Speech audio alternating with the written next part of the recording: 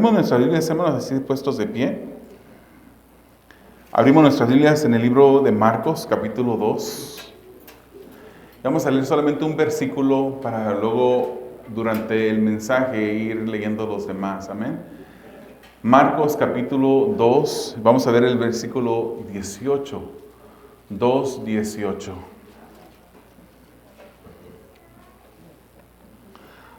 Dice así la palabra del Señor. Los discípulos de Juan y los fariseos estaban ayunando y vinieron y dijeron a Jesús: ¿por qué ayunan los discípulos de Juan y los discípulos de los fariseos, pero tus discípulos no ayunan? Vean, ¿lo quieren leer conmigo?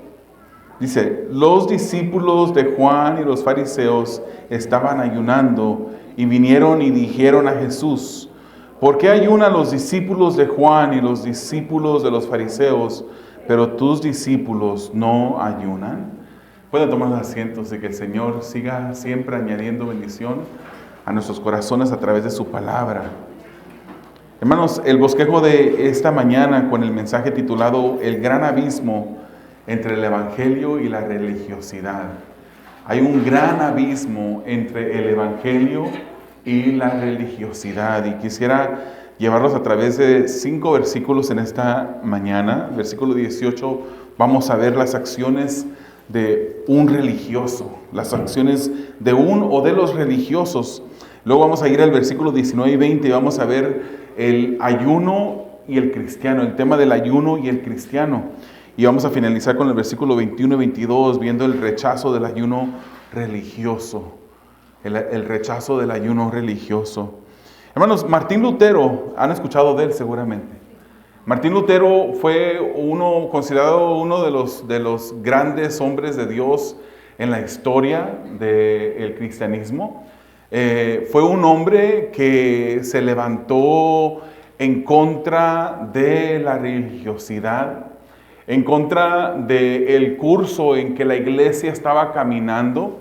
Y ciertamente fue parte de los reformadores. Los reformadores no fueron personas que quisieron dividir la iglesia ni que se separaran en diferentes grupos. Ellos querían que la iglesia volviera a sus principios originales, que volviera a la palabra del Señor, que no se enfocara en las tradiciones, que pudieran usar de la palabra como su base de verdad. Y Martín Lutero, hermanos, al salir de la iglesia tradicional, él en este momento miraba esta manera de ser salvo por obras, lo miraba con un desdén. Obviamente no está en la palabra, no nos dice que no somos salvos por obras, sino que somos salvos por fe, y las obras vienen después de la fe. Es la famosa analogía del carretón que es empujado por el caballo, ¿verdad? El caballo que representa la fe, y luego las obras siguen a la fe. Pero Martín Lutero, él había estado en el catolicismo, digámosle como es, ¿verdad? En el catolicismo. Y él en un momento no quiso aceptar el libro de Santiago, lo miró como con una inferioridad. Él decía que comparado a las otras epístolas, esta epístola de Santiago era un libro o una epístola de paja, decía él. Al comienzo él no entendió bien lo que Santiago quería enseñar, y ciertamente Santiago habla de las obras. Y Santiago dice: él dice, yo te voy a mostrar mi fe con mis obras. Él dice, muéstrame tu fe sin tus obras, pero yo te voy a mostrar mi fe por mis obras. Y él había malentendido este argumento, porque hermanos, sabemos que todos venimos con nociones preconcebidas. Incluso los que tratamos de mirar la palabra del Señor, examinarla, hacer una observación directa, profunda en la palabra, siempre habrán nociones preconcebidas, experiencias que hemos pasado que van a afectar la manera como entendemos la palabra. Es por eso que no solamente nos refugiamos y principalmente no nos refugiamos o nos apoyamos en el intelecto, sino que más bien le pedimos primeramente la sabiduría y la guía a Dios para que Él nos ayude a entender la palabra. Martín Lutero entendía a Santiago como un libro, una epístola que se enfocaba en las obras, pero Santiago lo que era, Santiago solamente estaba haciendo un llamado a la acción cristiana. Ya que tú dices que eres cristiano, examina tu cristiano basado en las obras que tú haces. Examina esa fe que tú profesas basado en esas obras que tú empleas. Hay muchos hermanos que hoy en día siguen confundidos. Hay muchas personas religiosas hoy en día que no han entendido que la salvación no se puede lograr por lo que hacemos, sino que es a través de la fe y solamente la fe. Una de las 5 declaraciones de los reformadores fue sola fide, solamente la fe, solamente por fe que podemos alcanzar esa salvación. Y esa fe que el Señor nos regala, pone en nosotros para que nosotros creamos. Hay muchos que hoy en día aún no comprenden esto y morirán pensando que las obras son las que salvan. Y morirán, algún día se llevarán una sorpresa cuando ellos confiaron en lo que ellos hacían, confiaron en cómo se comportaban, confiaron en lo que ellos daban y lo que ellos servían para una salvación. Se darán cuenta que eso nunca les proveyó ni siquiera de media salvación, que no existe. La religiosidad en acción, Marcos 2:18, ya lo leímos, hermanos. Es primeramente interesante cómo 2 grupos de discípulos, los discípulos de los fariseos, como los discípulos de Juan el Bautista, se unieron para atacar a Jesús. Dos grupos de personas que ni siquiera se llevaban entre sí, se unen en este momento para ir a cuestionar y a atacar a Jesús. Que dos grupos que ni siquiera se llevaban los unos a los otros. Los discípulos de los fariseos y los discípulos de Juan el Bautista. Juan el Bautista, hermanos, no se llevaba bien con los fariseos, porque los miraba como unas personas hipócritas. Él no se llevaba bien por eso. Incluso Mateo 3:7 y Lucas 3:7 también, es fácil de recordar esas 2 citas, Mateo y Lucas 3:7, registra a Juan el Bautista llamando a estos religiosos generación de, usted lo sabe, generación de víboras. Él no se llevaba bien con esas personas, pero los discípulos de Juan, también habiendo crecido en un sistema religioso controlado por la ley, pues obviamente también ayunaban. Y los fariseos igualmente ayunaban, aunque yo me imagino que los fariseos lo hacían con un tanto más de religiosidad. Pero ¿qué tipo de ayuno ejercían, hermanos? ¿Ayunaban de acuerdo con lo establecido por la ley de Moisés o la ley que Moisés recibió de parte de Dios? La ordenanza en la ley, si usted va a Levítico capítulo 16, y entre el capítulo 16 y el 23 usted va a leer esto. Va a leer sobre ese día anual, el día de la expiación en la que debía el pueblo de Israel ayunar. La ley establece y estableció un día de ayuno. Pero como los fariseos eran religiosos, y a típico modo de los religiosos, ellos miran algo y lo mejoran de acuerdo a su perspectiva. Ellos quieren mejorar algo, obviamente no lo pueden mejorar, pero ellos tratan de mejorarlo. La ordenanza era solamente una vez al año. En la práctica, hermanos, vemos en las Escrituras que el ayuno se usaba para diferentes maneras o diferentes propósitos. Si vamos a Esdras capítulo 8, usted va a leer allí que las personas ayunaron para buscar la voluntad de Dios. No sabían qué hacer, no sabían qué dirección tomar. Ellos ayunaban pidiéndole al Señor que Él fuese benévolo con ellos y les ayudara a distinguir el camino correcto, la voluntad de Dios. En Jonás capítulo 3, versículo 5 vemos que se ayunaba como señal de arrepentimiento y búsqueda del perdón. En la práctica se ayunaba para buscar la voluntad de Dios, se ayunaba para, vemos ejemplos de que se ayunó como señal de arrepentimiento y búsqueda de perdón. Vemos el pueblo al que Jonás le predicó. En Joel capítulo 2 vemos un ejemplo de que se ayunaba como señal de una conversión verdadera. En Hechos capítulo 13, versículo 4 y capítulo 14, versículo 23, vemos que se ayunaba antes de tomar decisiones importantes. De nuevo, parecido a la primera, ¿verdad? Buscando la voluntad de Dios. Lucas 2:37 y Lucas 5:33 nos dice o nos da un ejemplo de que se ayuna. Y el ayuno típicamente va juntamente con la oración, ¿verdad? En la práctica vemos estos ejemplos, pero la ordenanza, de acuerdo a la ley, era ayunar una vez al año, en el día de la expiación. Pero en la religiosidad de los fariseos, ellos llegaron a ayunar más de 100 veces al año. ¿Se recuerda esa historia de ese fariseo que entra al templo a orar, a la sinagoga a orar? Y dice Lucas 18, versículos 10 al 12, 2 hombres fueron al templo a orar, uno de ellos era fariseo y el otro era recaudador de impuestos.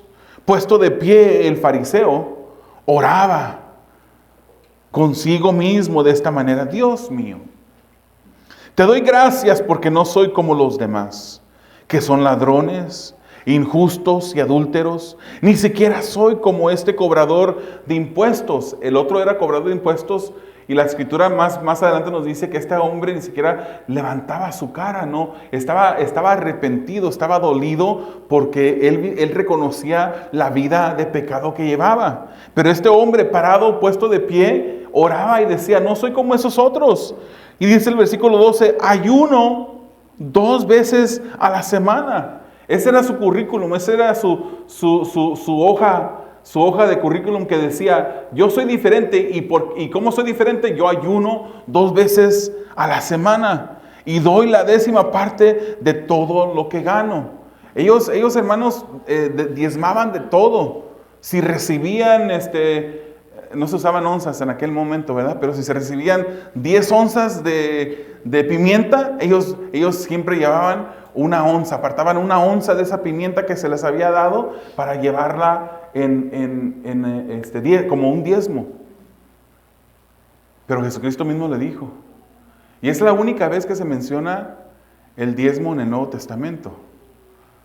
Jesucristo les llamó hipócritas porque ustedes diezman de todas esas especies que ustedes reciben, ustedes diezman, pero han dejado. Y le está hablando a religiosos, hermanos, personas que están viviendo dentro del sistema religioso de la ley, bajo el sistema de la ley. Le está diciendo a esos fariseos, a esos religiosos: ustedes deberían de hacer eso, está bien, ustedes viven bajo esa ley, síganlo haciendo, ustedes que viven bajo esa ley, pero han dejado lo más importante que es el amor, la compasión, etc.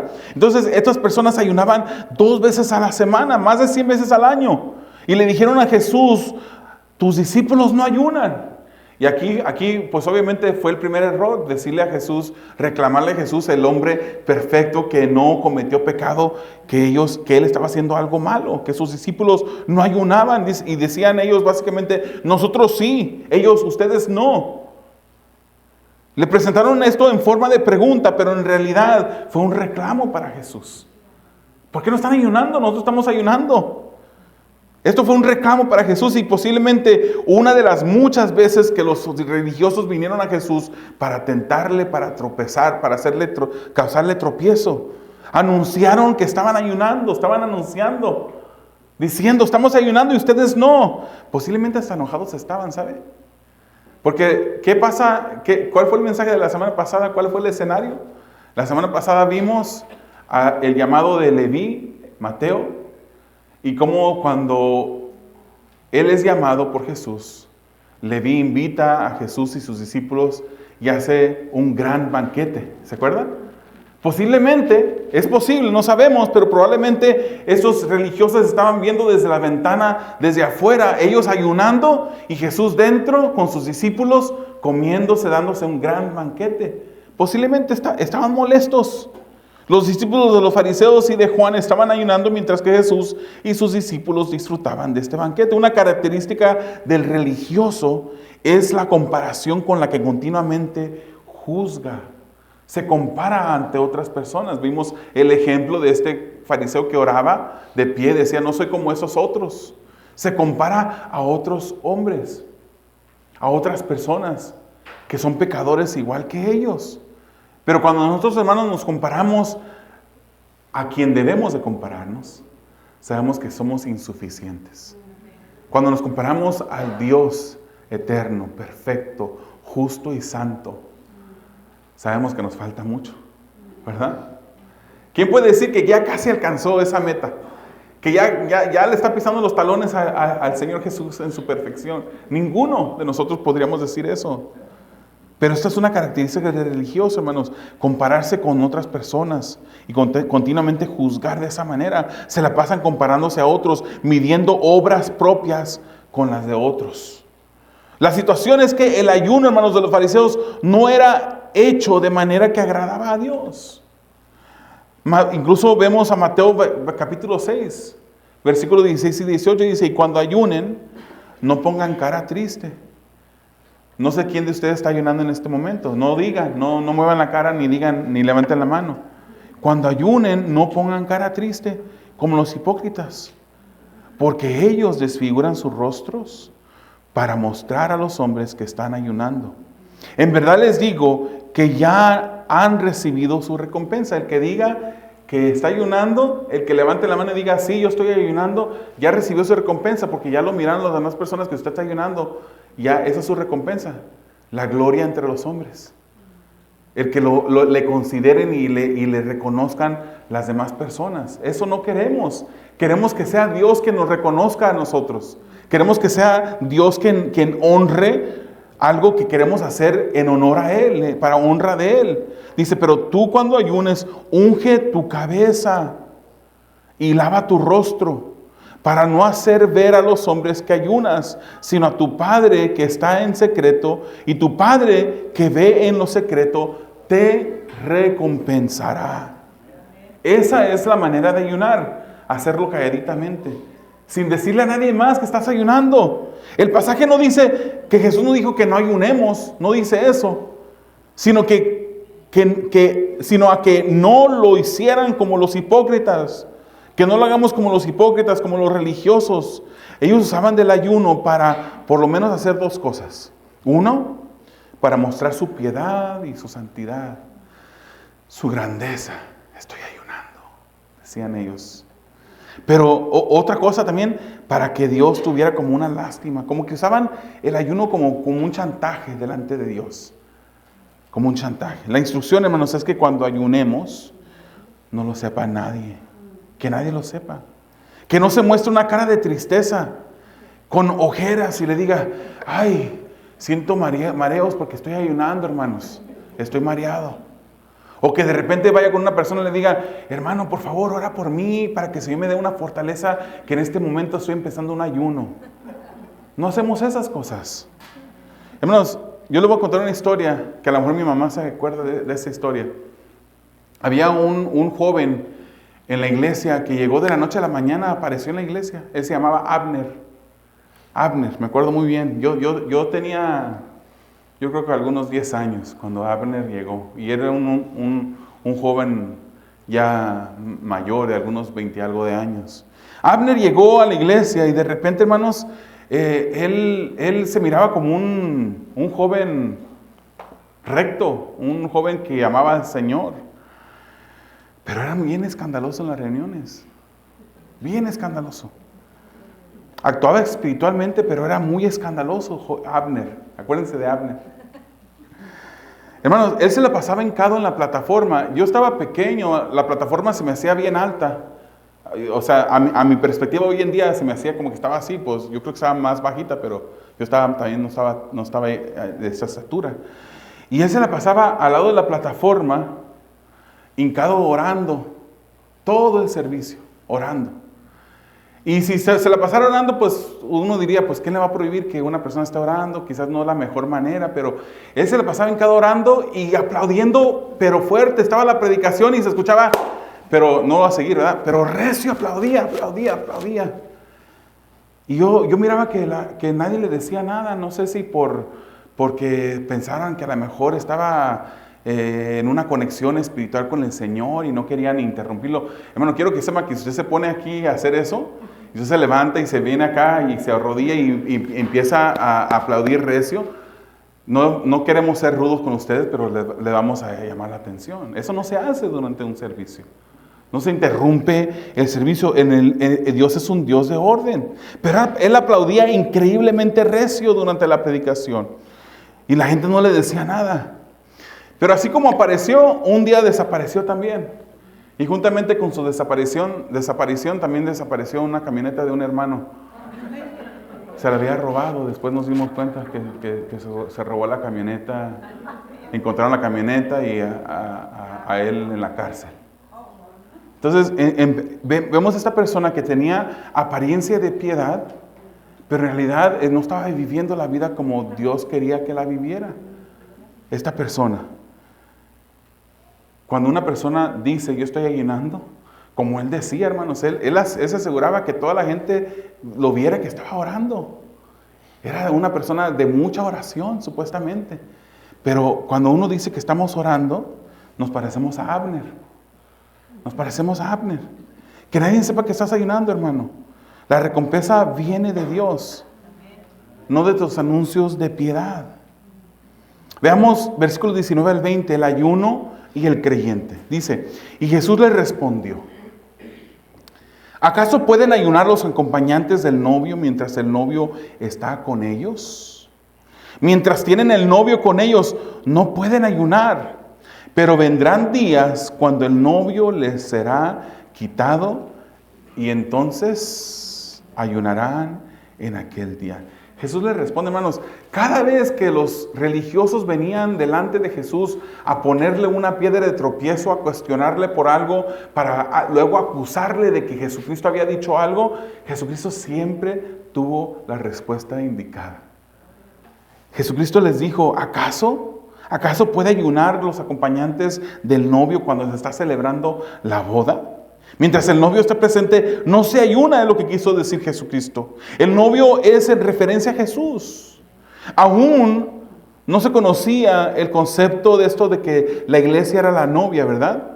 Porque eso lo vemos ya en Efesios capítulo 5, 2 de Corintios capítulo 11 y en Apocalipsis 21 vemos esas analogías, esas comparaciones de la iglesia a una novia. Pero la iglesia es comparada a la novia. En el Antiguo Testamento se usaba del matrimonio para comparar la relación que Dios tenía con su pueblo. Y le decía a su pueblo, ustedes son como esa mujer infiel que la perdono y vuelven a cometer pecado. Se vuelven a ir. Había esa comparación. Efesios 5, 25 al 27 dice, maridos amen a sus mujeres, así como Cristo amó a la iglesia y se dio a Él mismo por ella para santificarla, habiéndola purificado por el lavamiento del agua con la palabra, a fin de presentársela a sí mismo una iglesia en toda su gloria, sin que tenga mancha ni arruga ni cosa semejante, sino que fuera santa e inmaculada. Es una bella imagen de lo que Jesucristo hace con la iglesia. Nos va santificando, nos va embelleciendo para un día presentarnos a nosotros a Él, presentarnos a Él. El novio está presente en este momento. Jesucristo estaba comiendo con sus discípulos. No era tiempo para ayunar. Hermanos, para poder entender esto bien, tenemos que saber qué es lo que los lectores originales entendieron por esto. ¿Qué significa una boda? ¿Qué era una boda judía, hermanos? Las bodas judías eran muy diferentes a nuestras bodas de hoy en día, ¿verdad? Hay muchos preparativos para una boda y muchos de ustedes lo saben muy bien. Muchos preparativos. Hay mucho gasto para esas bodas. De hecho, yo ya declaré, yo tengo hijas y las que se vayan a casar con mis hijas, aquí lo vamos a hacer al estilo, no sé si americano o mexicano, pero el que quiera boda, pues que le cueste.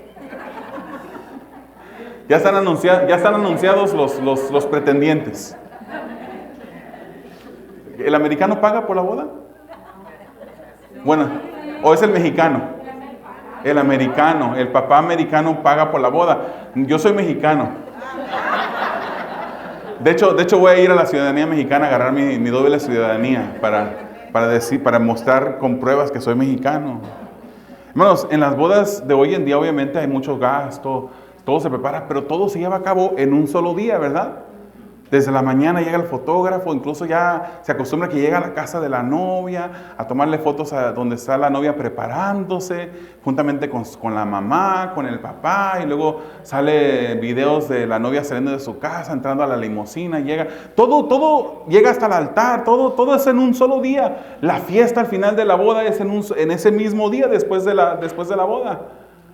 Y todo después ahí se termina la fiesta. Y los novios se van ¿a dónde? A la luna de miel. Pero se terminó la fiesta, se terminó la boda del día. La boda judía no era igual. Imagínense el gasto de un solo día hoy en día. Y cambia eso de un solo día a una semana entera. La celebración, hermanos, de una boda judía era de una semana entera. Los novios compartían con la familia y con los amigos después o durante esa semana. No se iban a esta luna de miel en ese mismo día. Los novios eran mimados por la familia y sus amigos, eran tratados con esplendidez. Había fiesta cada día. De hecho, hermanos, había enseñanzas rabínicas de maestros de la ley en aquel entonces que prohibían que se ayunara durante una boda judía. Era una semana entera. Los fariseos, hermanos, continuaban ayunando porque no reconocieron al novio que había llegado. El novio ya estaba presente. El novio había predicado: el reino de los cielos se ha acercado, el reino de Dios se ha acercado. Ya estaba presente, pero ellos no lo sabían. No sabían que el novio estaba entre ellos. Ellos seguían ayunando. Y en Mateo 22, versículos 1 al 14, Jesús nos incluso usa de una analogía, de una parábola de un banquete de bodas. Y quiero leerle una porción. Dice el versículo 2 al 6. El reino de los cielos puede compararse a un rey que hizo un banquete de bodas para su hijo.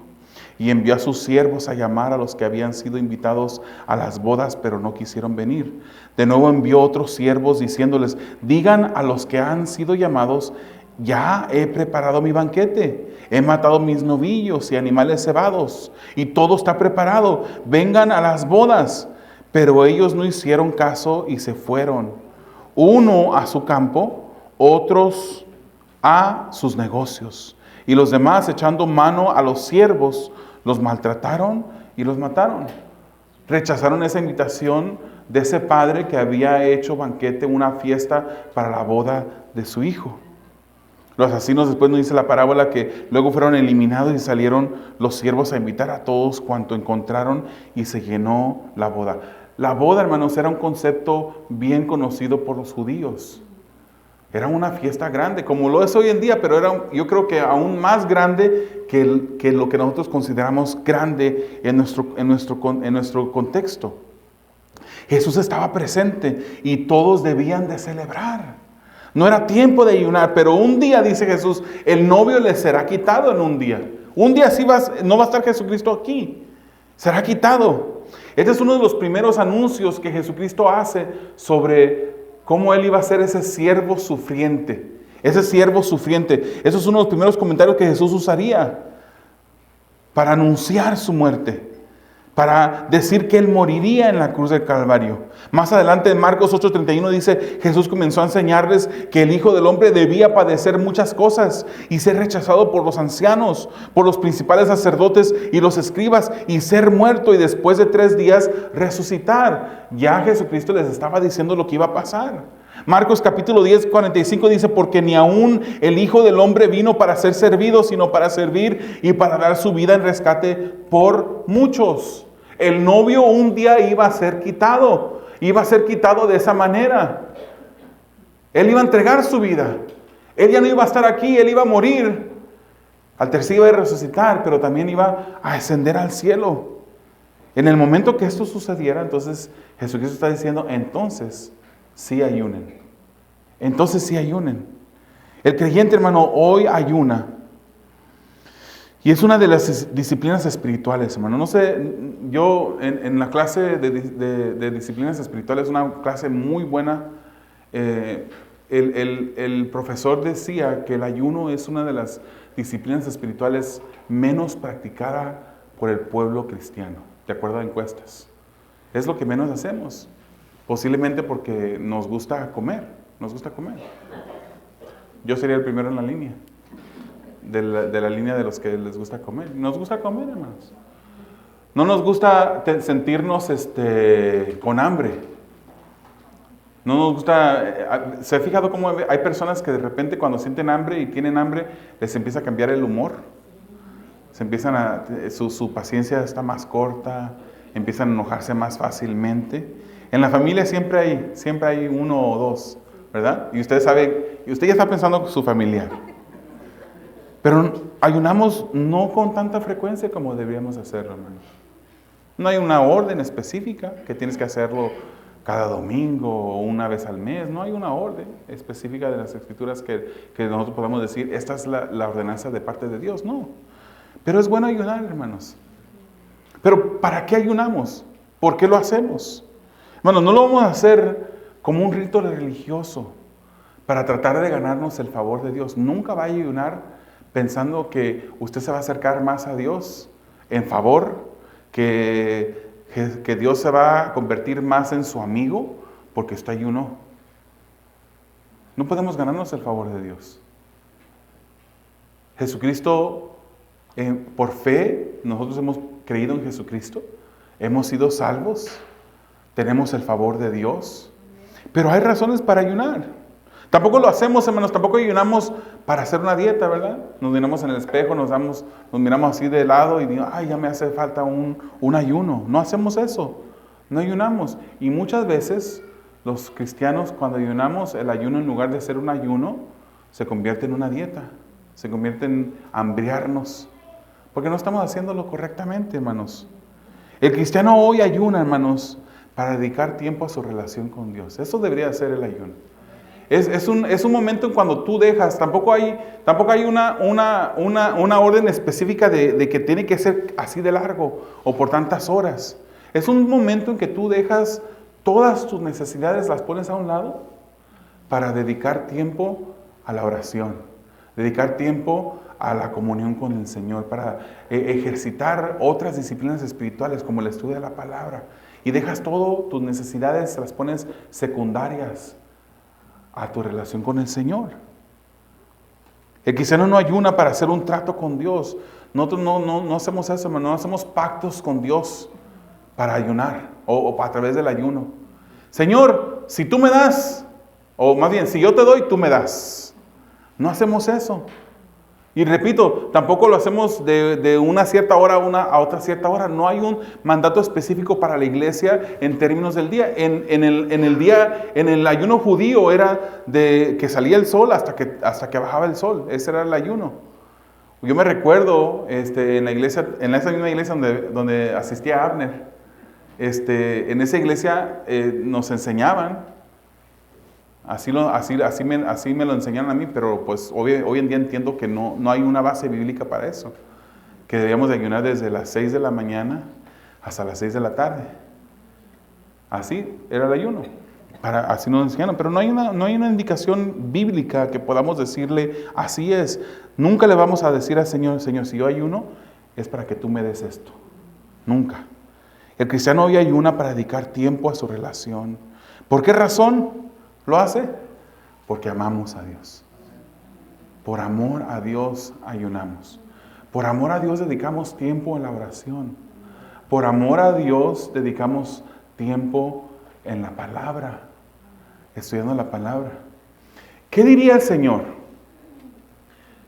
si de repente el Señor comparara tu amor y estuviera parado frente de ti y comparara tu amor hacia Él basado en tu ejercitar de las disciplinas espirituales? ¿Cuánto tiempo le dedicas tú a Dios en tu diario caminar? El pastor Piper, hermanos, dice que los medios sociales van a ser usados por Dios en aquel día final. Él dice, porque muchos dicen, es que los medios sociales nada más sirven para quitarte tiempo, pero él dice, en aquel día Dios los va a usar para demostrarte que sí tenías tiempo. ¿Cuánto tiempo te pasas en Facebook, en Instagram, en TikTok? Yo creo que hay más, ¿verdad? Seguramente hay más. En YouTube, es otro medio social también. ¿Cuántas veces nos pasamos en esos medios sociales y dejamos la palabra, dejamos la oración? En aquel día, imagínense que el Señor nos diera un recuento de todas las horas en las que estuvimos comparado. ¿Qué porcentaje sería comparado a nuestra vida? Que dijera, tú viviste un total, ahorita no estoy haciendo cálculos, así es que discúlpeme si lo digo mal, pero tú viviste un total de 100,000 horas, pero de esas 100,000 horas el 50% la pasaste en los medios sociales. ¿Qué diríamos? ¿Nos pondríamos rojos de vergüenza? Nosotros ayunamos, dedicamos tiempo al Señor, dedicamos tiempo en la oración, en la lectura de la palabra, otras disciplinas espirituales, por amor a quien lo dio todo para salvarnos a nosotros. Por eso lo hacemos. El cristiano ayuna examinando su corazón, viendo cómo amar y obedecer mejor a Jesús, asegurándose que el mismo ayuno no se convierta en un acto religioso. Que no se convierta en un acto religioso. ¿Sabe usted que usted puede leer hasta la Escritura y hacerlo religiosamente? Eso puede pasar. Ok, hoy no he leído la palabra y usted abre la Biblia y se pone a leer un capítulo. Y de repente al final ni siquiera se detuvo a examinar, a ver qué es lo que el Señor le quería hablar a su vida, qué ejemplos hay para seguir en esa escritura, qué ejemplos hay para no seguir, qué motivación me está dando el Señor a través de esa escritura, cómo me está confrontando el Señor. No, simplemente lo leemos de principio a fin, nos ponemos de pie y ya cumplimos. Cumplimos como un religioso. Dios, hermanos, no acepta actos de religiosidad. Él no quiere actos de religiosidad. Es por eso que Él rechazó el ayuno religioso. Vamos a Marcos, versículo 21 y 22. Dice así. Marcos 2, 21 y 22. Nadie pone un remiendo de tela nueva en un vestido viejo, porque entonces el remiendo al encogerse tira de él lo nuevo de lo viejo, y se produce una rotura peor. Y nadie echa vino nuevo en odres viejos, porque entonces el vino romperá el odre, y se pierden el vino y también los odres, sino que echa vino nuevo en odres nuevos. La disciplina espiritual o las disciplinas espirituales, específicamente el ayuno, debe ser siempre una herramienta espiritual para el creyente. No un acto religioso, no es un instrumento religioso. Debemos de tener cuidado, hermano, porque recordamos a otro reformador, Juan Calvino, que dijo que el corazón del hombre es una fábrica de ídolos. Nosotros rápido nos hacemos ídolos, hermanos. Rápido podemos hacernos ídolos de cualquier cosa, hasta de las bendiciones que el Señor nos ha dado. O podríamos a lo mejor decir principalmente sobre las bendiciones que el Señor nos ha dado. El carro que usted trae puede ser su ídolo. La casa que el Señor le regaló puede ser su ídolo. Los hijos que el Señor nos dio se pueden convertir en nuestros ídolos. Nuestros corazones, si no están directamente enfocados en Dios, si no están concentrados en Dios, se convierten en una fábrica de ídolos. Es el cristianismo verdadero, hermanos, no es simplemente una religión más. Es la única religión que disfruta de una relación verdadera con Dios. El verdadero cristianismo, porque hay muchas personas, muchas organizaciones que se llaman cristianos y no lo son, ¿verdad? Pero el cristianismo verdadero disfruta de una relación con Dios. Y disfruta de una relación con Dios, hermanos. Nosotros disfrutamos de una relación con Dios no por méritos propios, no porque ayunemos, no porque oremos, no porque estudiemos la palabra, aunque eso debemos de estarlo haciendo. pero disfrutamos de esta relación con Dios porque tenemos fe en Jesucristo. Porque se nos ha regalado fe para creer en el Hijo unigénito del Padre. Por eso, no por méritos propios, es por méritos de Cristo. El cristiano no sigue una lista de reglas. Eso es lo que el que no es cristiano piensa. Ellos nos miran a nosotros que somos cristianos y dicen, esa persona seguramente tiene en su bolsa o en su Biblia, hay una lista de reglas que hace. Y no hacemos eso. No hacemos eso, no seguimos una lista de reglas simplemente por seguir una lista de reglas. Más bien nosotros obedecemos y buscamos obedecer mejor. Buscamos honrar al Señor más profundamente cada vez porque amamos a Dios. Por eso lo hacemos, por amor a Dios.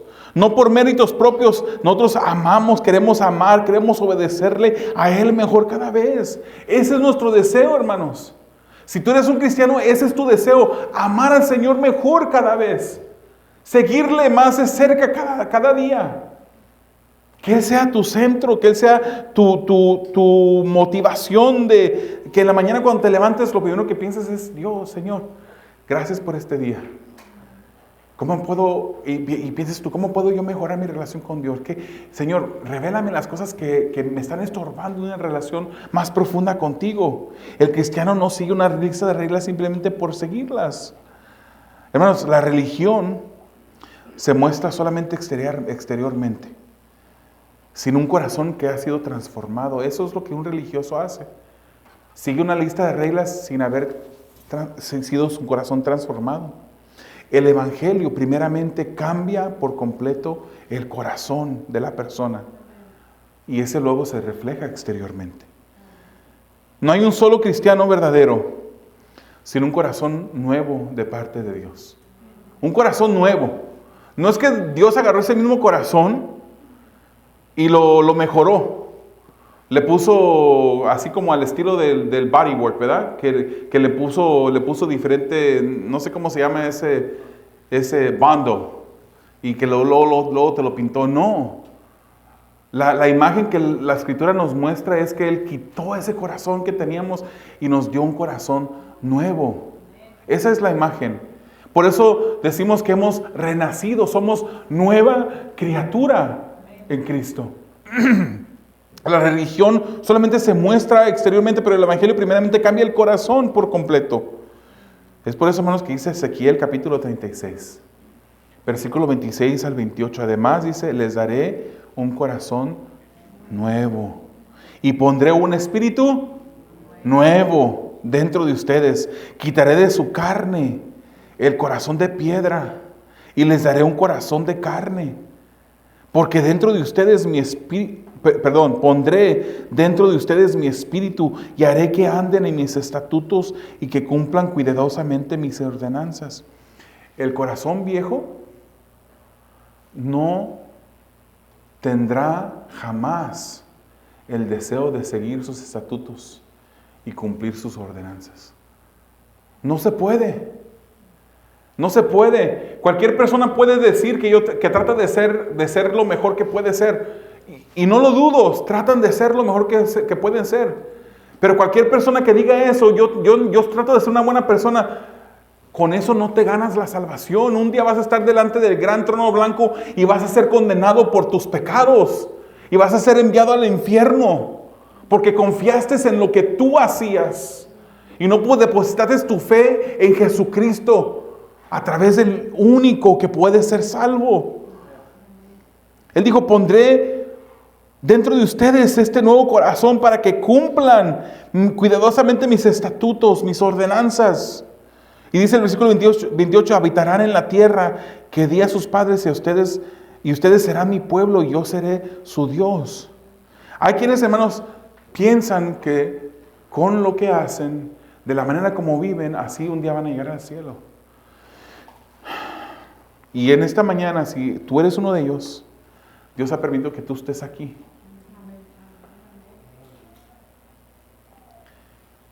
Para una de dos cosas. Lo mejor sería que tú en este día pongas tu fe en Jesucristo para salvación. Pero si no lo haces, un día tú recordarás aquel día que yo estuve y escuché el Evangelio. Y yo rechacé a Jesucristo. Yo preferí mi vida de religiosidad confiando en que yo era una buena persona. Yo preferí pensar, pues es que Dios no puede ser tan malo. Todos los asesinos que hay en el mundo, todos los que violan a pequeños, esos sí son malos. Otra vez, somos buenos para compararnos con otros seres humanos. Pero cuando te comparas al Dios Santo que es perfecto, y esa es la medida que Dios demanda de ti, que tú seas perfecto como Él es perfecto. Y como ninguno de nosotros podemos ser perfecto como Él es perfecto, por eso Jesucristo murió en la cruz del Calvario. Siendo perfecto Jesucristo, murió en la cruz del Calvario para que todo el que ponga su fe en Él pueda recibir salvación, pueda recibir la justicia de Cristo en Él. Se le pueda dar a crédito de Él o de ella. Para eso Jesucristo murió en la cruz del Calvario.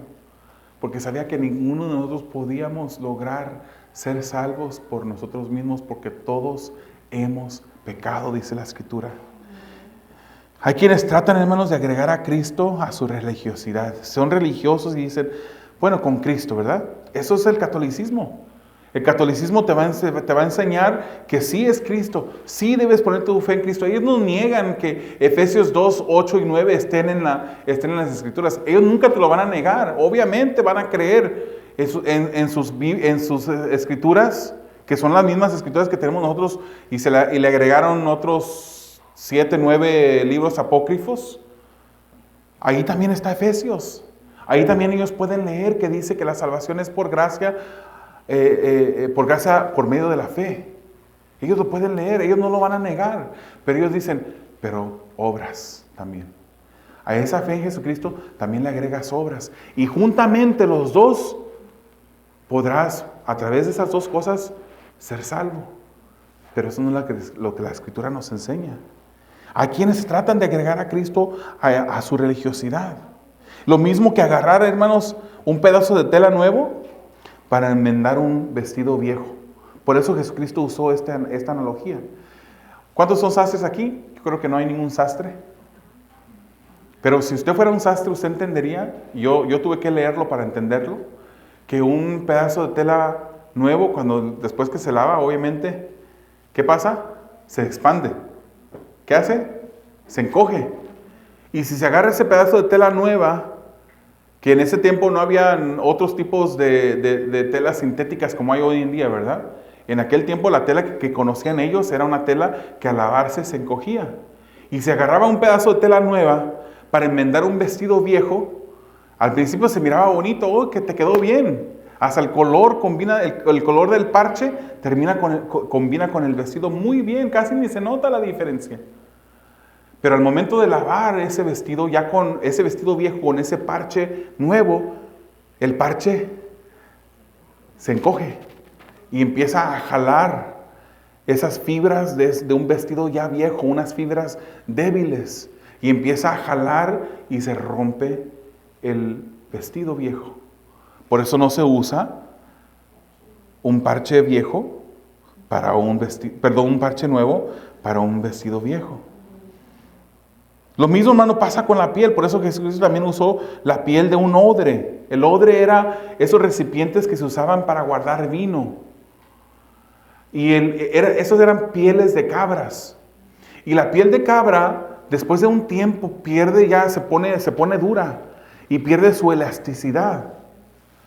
Y esa piel de cabra, pues, si se le echa vino nuevo, el vino que está nuevo, se le echa esa piel de cabra, que el hermano muy bien conoce esta analogía, ese vino se empieza a fermentar y empieza a expandirse. Y dentro de un cuero que ya está viejo, que no tiene elasticidad, ese vino empieza a estirarlo. ¿Y qué pasa con ese cuero? Se rompe. Por eso no se le echa vino nuevo a un odre viejo, sino que se usa un odre nuevo para guardar un vino nuevo. Esa es la comparación que Jesús usó para describir la religiosidad del hombre que trata de agradar a Dios. Esto no funciona. No funciona. Dios hace un cambio drástico en la vida del ser humano. Y cuando lo hace, ya no vives de la misma manera. Ya ni siquiera hueles igual. Tu olfato cambia. Tu perspectiva cambia. Tu manera de escuchar lo que te agrada a tus oídos cambia. Todo va cambiando. Y hay diferentes tipos de cambios, hermano. Yo conozco a personas que han venido a Jesucristo y de la noche a la mañana dejaron todo tipo de vicio. Mientras hay personas que aún siguen batallando con diferentes cosas, pero ya han puesto su fe en Jesucristo y son salvas. Mientras que hay otras personas que creen que han puesto su fe en Jesucristo y que siguen batallando con diferentes cosas porque piensan que por sus esfuerzos van a dejar eso. ¿En cuál de esos tres campos estás tú? El que ha venido a Jesucristo, Dios lo ha cambiado drásticamente.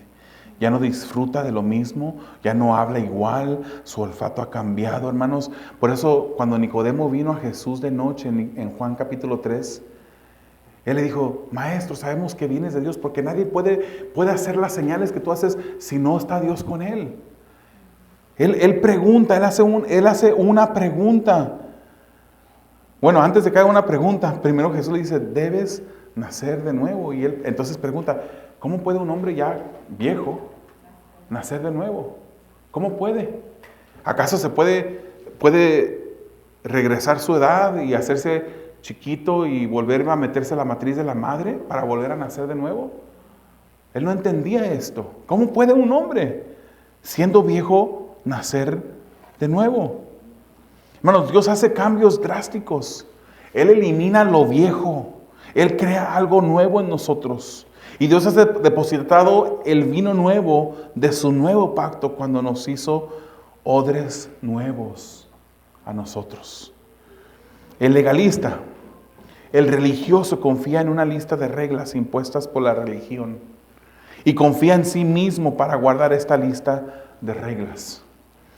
El cristiano obedece a Jesús porque ha sido renovado y el amor le impulsa a la obediencia.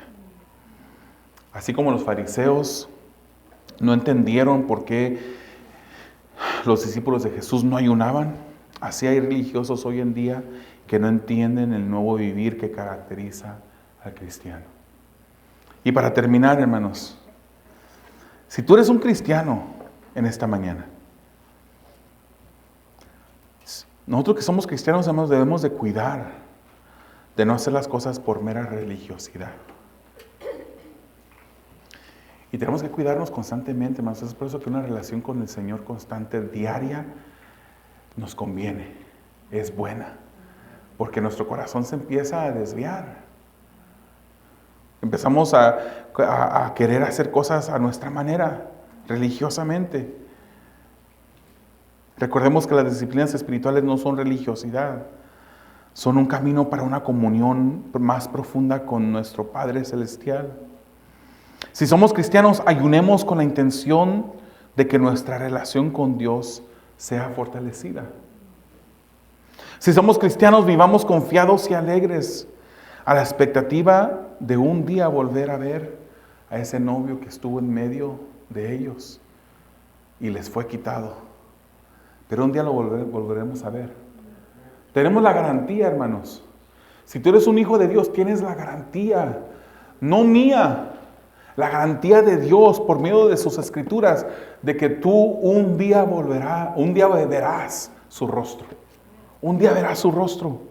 Apocalipsis 19, versículos 6 al 9 dice: oí como la voz de una gran multitud, como el estruendo de muchas aguas y como el sonido de fuertes truenos, que decía: aleluya, porque el Señor nuestro Dios Todopoderoso reina. Regocijémonos y alegrémonos y démosle a Él la gloria, porque las bodas del Cordero han llegado y su esposa se ha preparado. Y ella le fue concedido vestirse de lino fino, resplandeciente y limpio, porque las acciones justas de los santos son el lino fino, dice la Escritura. Celebraremos las bodas un día. Si tú le amas, Si tú has puesto tu fe primeramente en Dios y esa fe causa que tú le ames, un día tú estarás presente. Pero si en verdad tú has puesto tu fe en Él y si en verdad le amas, tú buscarás limpiarte, buscarás la ayuda de su Espíritu Santo para que te limpie, para que te purifique, para que limpie. Haz de cuenta como una novia que se está preparando para ese gran día de la boda. ¿Qué hace?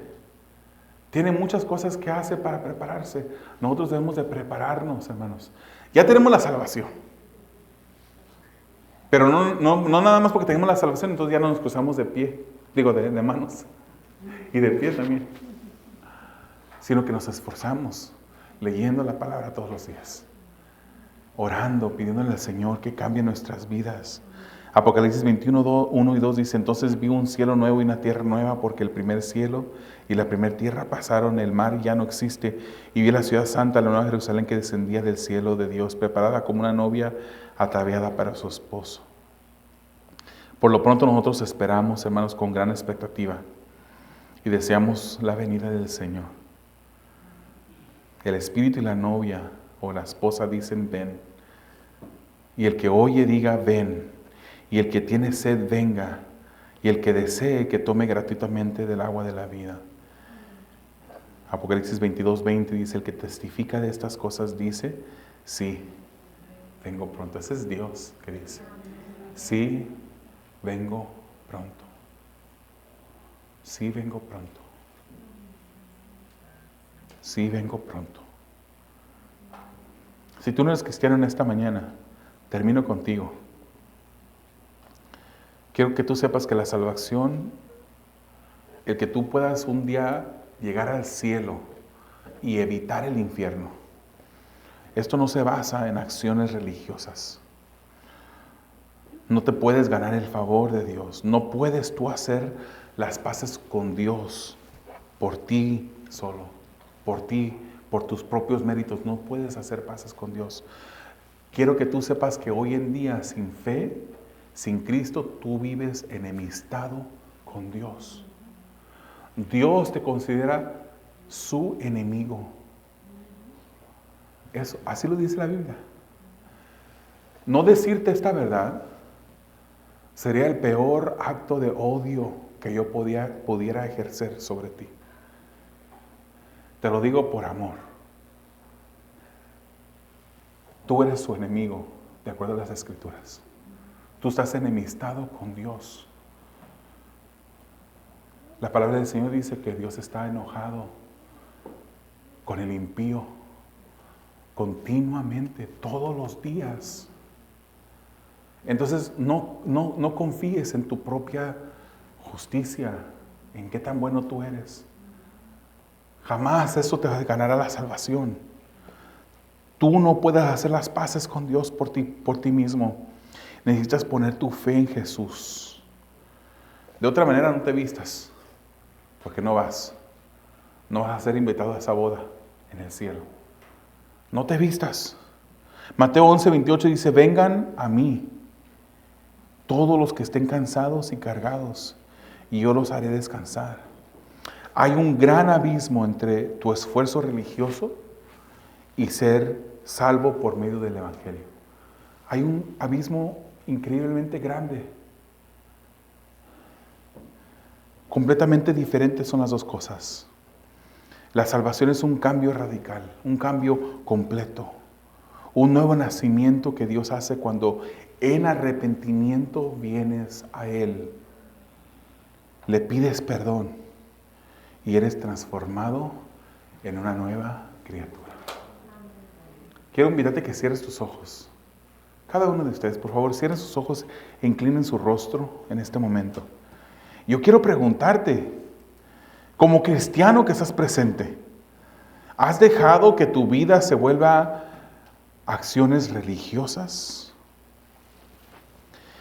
Seguramente estás tratando de leer la palabra todos los días.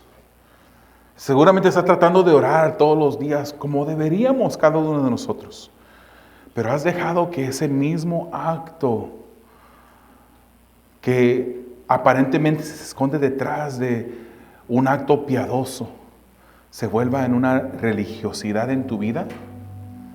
¿Acaso nada más estás haciendo esto por cumplir, por cruzar algo de la lista diaria que tienes? Y en verdad has dejado de buscar una comunión con Dios. En verdad has dejado de buscar que tu amor por Dios crezca. También podemos arrepentirnos de eso en esta mañana. Y yo te invitaría a que te arrepientas de esos caminos de religiosidad que estás viviendo. Basta ya, hermano.